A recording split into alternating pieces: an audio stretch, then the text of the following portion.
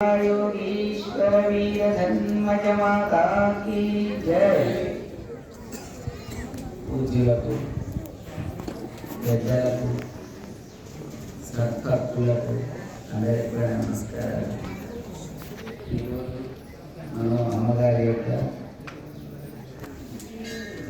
అవతారోత్సవాలు ఆఖరి దినమైన ఆఖరి దినం ఈరోజు దుఃఖమైన కారణం అమ్మగారి దృష్టిలో అమ్మగారిలో ఆయనకి అది ఆనందమైన కాలం, మనకంతా కూడా దుఃఖమైన కాలం। ఇప్పుడు మన హనుమంత్ చెప్పాడు అమ్మగారు కడుగు తెచ్చింది అయితే అప్పుడు అమ్మడు బాగా కారతో కడుగుతూ ఇంకేమమ్మా మీరు అనుకున్నారు కదా నేను లోపలికి వెళ్ళాలని 2 నెలల నుంచి అనుకున్నారు। ఇప్పుడు మీరు అనుకున్న పని ఏంటి, ఇంకా లింగంలో ప్రవేశించండమ్మా అని మనసులో దుఃఖం చేసుకుంటూ పాదాలు నడుపుతున్నప్పుడు అమ్మ కడుగు తెచ్చారు।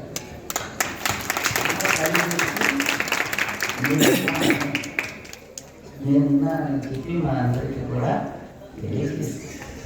నేను వస్తాను, నేను రాకుండా పోయేది కాదని ఒక సత్య ప్రమాణాన్ని భగవంతుడు నన్ను చేసుకున్నాడు అన్నమాట।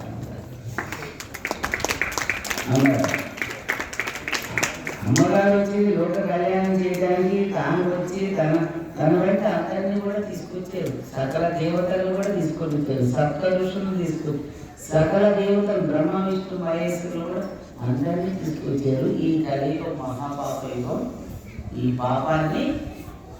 పాపాన్ని ఒకటే బ్రహ్మ వచ్చినా విష్ణువు వచ్చినా ఈశ్వరుడు వచ్చినా జరగదు, గురుమూర్తి వస్తే మేము పోతామని ఆ బ్రహ్మ విష్ణు మహేశ్వరుడు అమ్మగారికి శరణం అన్నారన్నమాట। మీరు వస్తే మేము వస్తాం, మీరు రాకపోతే గురుమూర్తి రాకపోతే మేము రాము అన్నిటికీ అమ్మోళ్ళు ముందు జన్మించి తర్వాత వాళ్ళని జన్మింప చేసుకున్నారు। 33 కోట్ల దేవతలంతా కూడా జన్మించి తీసుకుని అందరూ కూడా మాయా విధానం అందరూ కూడా తమకు తాము ఎవరో తెలియదు। ఒక రిటైర్డ్ డిఎస్పీ, ఒక పోలీస్ ఆఫీసరు ఆయన అంత గట్టిగా అమ్మని పట్టుకున్నాడంటే అదే ఆయన పూర్వజన్మే కానీ ఈ జన్మ కానీ మనం తెలుసుకోవాలి। ఎందుకంటే ఒక ఉదాహరణ చెప్తున్నారు అనమాట। ఎందరో పోలీస్ ఆఫీసర్ మనం చూస్తాం, ఎందరో అమ్మ దర్శనం తీసుకోవచ్చు, సెంటర్ వీధి అయితే బస్సు దర్శనం తీసుకున్నాడు, రాను కూడా రాడు, అంత హోదాలో ఉన్నది। అది మన సిద్ధరామ సార్ ఆ విధంగా పోలీస్ సైడ్కి వచ్చారంటే అది పూర్వజన్మ పుణ్యం ఏదో ఉంటుంది ఆయన ఉన్నందుకే ఆ యొక్క అక్కడే ఎందరో ఉన్నారు, అందరూ మహానుభావులు అంతా కూడా అందరూ ఉండి అమ్మ యొక్క సేవలు అందరూ కూడా తరిస్తున్నారు, మాయా దేహాలలో ఉన్నారు, మరణం చేసి వాళ్ళ రూపం వాళ్ళకి తెలియకుండా మాయ చేసి మరణం చేసి ఇప్పుడు శివరాజు చిన్న బాలుడు కూడా వచ్చాడు, ఇంత బాలుడు అమ్మ ముందు తీసుకొచ్చాడు, ఇంతే బాలుడు అంటే అమ్మ చెప్పారు। ఇంకా అది పురిటి ఉంటుంది కదా, అది కూడా సరిగా పోయలేదు, అది వచ్చేటట్టే ఆయన అంటే ఎవరైనా వస్తారా ఆయన ఏదో పూర్వజన్మ అంటే అందరూ కూడా మహానుభావులంతా కూడా అందరూ కూడా జ్ఞానేశ్వరే కానీ యాదవానికి కూడా పుణ్యమే కానీ ఆయన ఎన్నో పనులు చేశాడు యాదవన్న। ఇంకొక ఆయన రాలేదు యాదవ, ఆయన పేరు యాదయ్య కదా, యాదయ్య వచ్చాడో లేదు, ఆయన కూడా ఎన్నో కట్టడాలు చేశాడు, ఎన్నో చేశాడు, అది రావటం లేదు।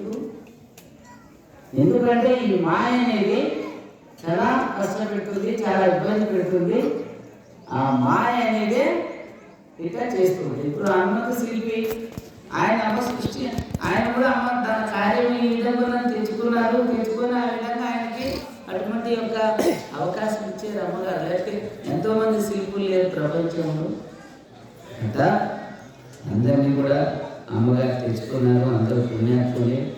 ఇటీవలనే మన బాలకృష్ణ గారు పరమపదించారు, ఆయన ఉంటే వచ్చి మాట్లాడుతున్నాము, ఆయన కూడా పుణ్యాత్ముడు, అమ్మ ఆయనకి ఎంతో ఇష్టపడి ఆ శ్రీశైలం ఉన్నప్పుడు ఎంతో ఆయన ఒక్కరికి పిలుచుకొని మళ్ళీ కరీంనగర్ పోయి అక్కడ ఆశ్రమం నిర్మాణం చేసి తర్వాత షాపూర్ వెళ్ళి సత్యమ్మ గారు చాలా పుణ్యవంతులు, అందుకని ఆమెకు మోక్షం దొరికింది.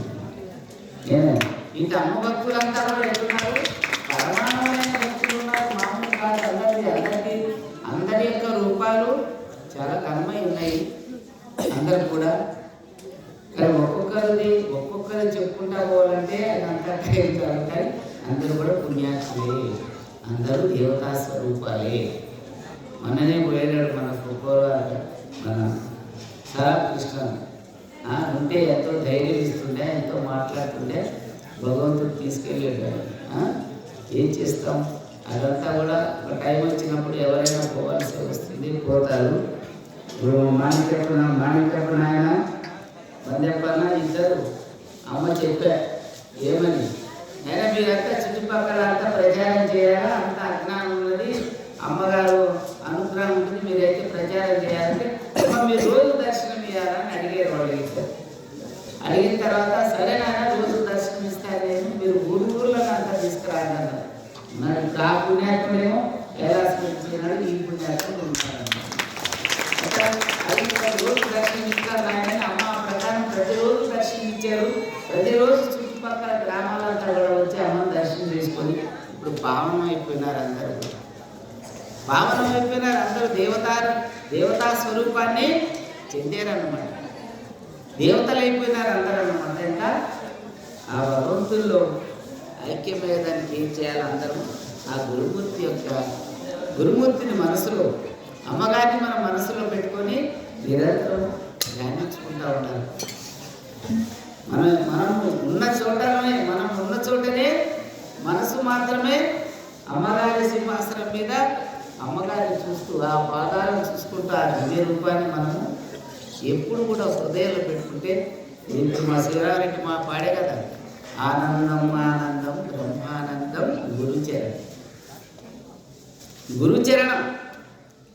ఈ గురుచరణం వల్లనే, గురువుల చేతినే మనకి జ్ఞానం కలుగుతుంది, జన్మ సార్థకం అవుతుంది. కానీ మీరు ఎన్ని గుళ్ళు తిరిగితే కూడా, ఎన్ని శిల్పాలకు మొక్కితే కదా, ఎన్ని విగ్రహాలు మొక్కితే కూడా ఏమీ లభించదు నాయన అన్నారు అమ్మడు. నేను చెప్పేది కాదు.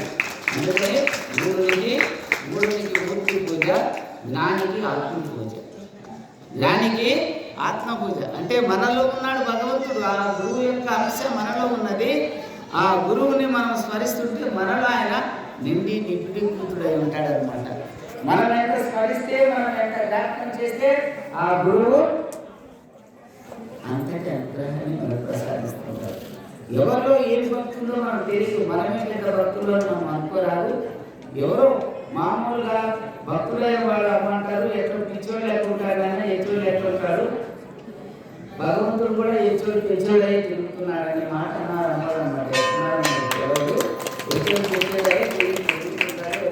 మా శివశంకర్ చింపులుగా కట్టిన ఆయన మా శివశంకర్ ఏమో లేదా అదంతా మనకి ఏం చేస్తుంది టైం వచ్చినప్పుడు అని నేను అట్లా భగవంతుడు అనేటివాడు, మహాత్ముడు అనేటివాడు ఎచ్చివాడు పిచ్చివాడు సింపుల్గానే ఉంటారన్నమాట. వాళ్ళ యొక్క ఆత్మ, వాళ్ళ మనసు భగవంతుడితో అనుసంధానం చేసుకోవటమే గొప్ప. మనం చాలా అదృష్టవంతులు, మన అమ్మ భక్తులే లోకంలో కల్లా అదృష్టవంతులు ఉన్నారు. ఈ ప్రపంచాన్ని అంతా కూడా వాళ్ళే జయిస్తారు. ఈ ప్రపంచమంతా కూడా వాళ్ళ స్వాధీనం అవుతుంది. అది కొద్దిగా టైం ఉండదు అనమాట. అంతేగాని ఇవంతా ఈ చుట్టూ రాజకీయాలు ఇవి కూడా నాశనం అయిపోతాయి. ఈ కుల భేదాలు, మత భేదాలు ఇవి కూడా మతంతో దేశించుకుంటా అందరూ ఆ నా మతము నీ మతం అని దేశించుకుంటా ఉంటాను. కానీ ఇవి కూడా మతములన్నీ గతములయ్యేది. మతములన్నీ కూడా కథాధర్మమే కూర్చుంటుంది. అప్పుడు అమ్మగారు విజయదేవితో ఆకాశం మార్గాన అమ్మగారు తిరుగుతుంటే మనమంతా కూడా ఆనందం తేలికలు అంతా కొట్టే రోజులు కూడా ఆనందంతో అందరూ పరవశమైపోయే రోజులు వస్తాయి. మీరందరూ కూడా గట్టిగా నేను చెప్పేది, మీరందరూ చదువు రాకపోవచ్చు. అమ్మాయి ఉన్నారు, చదువు శాస్త్రము ఏ చిత్తము నిలిపితే విద్య పదవి దొరుకుతుంది. చదువుకోవాల్సిన అవసరం లేదు, భగవంతుని కోసం ఆయన